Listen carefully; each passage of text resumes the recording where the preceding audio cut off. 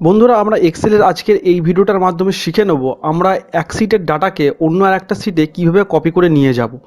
মানে দেখুন, এই যে সিটটা রয়েছে, এইখানে যে টোটাল অ্যামাউন্টটা রয়েছে, তো এটাকে যদি আমি অন্য একটা সিটে নিয়ে যাই, অন্য একটা সিটে নিয়ে গিয়ে যদি নর্মালি এরকমভাবে 15,000টা লিখে দিই, তারপরে ধরুন এই সিটটা থেকে যদি আমি এখান থেকে কোনো ফিগার চেঞ্জ করি, যেমন দেখুন এখানে যে 5,000 রয়েছে, এটাকে যদি আমি এখানে 6,000 করি, তাহলে দেখুন আমার কাছে কিন্তু এই টোটালটাও চেঞ্জ হয়ে গেল। কিন্তু যেই সিটে আমি নিয়ে গেলাম সেই সিটে দেখুন কিন্তু 15,000ই রয়ে গেল। তো এই সিটে কিন্তু কোনো রকম চেঞ্জ হলো না। তো আমি এটাকে লিঙ্ক হিসেবে যদি নিয়ে যাই, তাহলে কিন্তু এই সিটেতেও আমার চেঞ্জ হয়ে যাবে। তো বন্ধুরা, আমরা লিঙ্ক আকারে কিভাবে এটাকে নিয়ে যাব, তো সেটি আজকে আমরা এই ভিডিওর মাধ্যমে শিখে নেব। তো চলুন বন্ধুরা, মূল ভিডিওটা আমরা শুরু করি। মূল ভিডিও শুরু করার আগে একটাই কথা বলবো, আপনি যদি আমার চ্যানেলে নতুন হয়ে থাকেন তাহলে অবশ্যই চ্যানেলটা সাবস্ক্রাইব করে নেবেন। তো চলুন বন্ধুরা, মূল ভিডিওটা আমরা দেখে নিই। তো ধরুন এই 4 নম্বর যে সিটটা রয়েছে, এই সিটেতে আমি এই যে সিট 2, সিট 1, সিট 3, এই যে সব যে অ্যামাউন্টগুলো টোটালটা রয়েছে, টোটালটা আমি নিয়ে আসবো। আর এখানে যা চেঞ্জ করব সব কিন্তু অটোমেটিক ওখানে চেঞ্জ হয়ে যাবে। তো সেটা কিভাবে করছি দেখে নিন। তো 4 নম্বর সিটে আমি এটা করতে গেলে আমাকে একটা ফর্মুলা ইউজ করতে হবে। তো আমি এখানটা একটু বড় করে দিই, তাহলে আমাদের বুঝতে সুবিধা হবে। তো প্রথম আমি এখানে ইজুকাল টু দেবো। ইজুকাল টু দেওয়ার পর সিট 2তে চলে আসবো। তারপর ধরুন যে টোটালটা নিতে চাইছি সেই টোটালটা এখানে সিলেক্ট করব, সেই সেলটাকে সিলেক্ট করব। সিলেক্ট করার পর আমি কিবোর্ড থেকে এন্টার প্রেস করব। এন্টার প্রেস করার পরই দেখতে পাচ্ছেন 4 নম্বর সিটে আমার অটোমেটিক চলে এলো আর এখানে অ্যামাউন্টটা পড়ে গেল।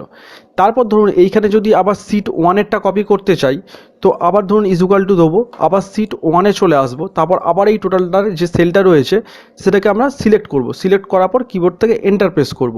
তো দেখতেই পাচ্ছেন আমার এখানে কিন্তু আবার চলে এলো। আবার ধরুন সিট 3এ যেটা রয়েছে সেটাকেও যদি করতে চাই, তো সিট 4এ এসে আবার এখানে ইজুকাল টু করবো। ইজুকাল টু করার পর সিট 3তে চলে আসবো। তারপর এই যে অ্যামাউন্টটা রয়েছে এই সেলটাকেও সিলেক্ট করে এন্টার প্রেস করব। তো দেখতেই পাচ্ছেন বন্ধুরা, এখানে আমার কিন্তু সবকটা অ্যামাউন্ট চলে এলো। এটা কিন্তু লিঙ্ক আকারে এলো। এইবার একটা জিনিস আপনাদেরকে দেখিয়ে দিচ্ছি, দেখুন এই যে সেলটায় যখন আমি ক্লিক করব, এখানে দেখুন ফর্মুলাটা আমার দেখাচ্ছে। তো বুঝতেই পারছেন এখানে কিন্তু ফর্মুলা আকারে কিন্তু সবকটা এসছে, মানে এগুলো সবকটা একটা লিঙ্ক হয়ে গেছে।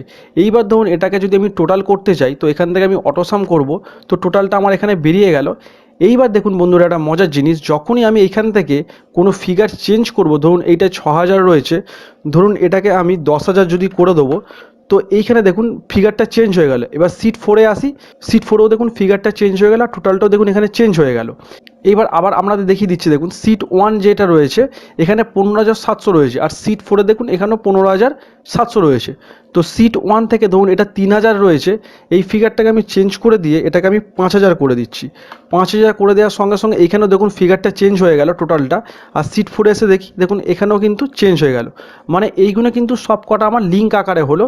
তো সিট 2, সিট 1, সিট 3তে যে যে কাজগুলো আমরা করব, যা চেঞ্জ হবে সব কিন্তু সিট 4এ অটোমেটিক চেঞ্জ হয়ে যাবে। এটা আমরা লিঙ্ক আকারে খুব সহজে করে নিতে পারবো।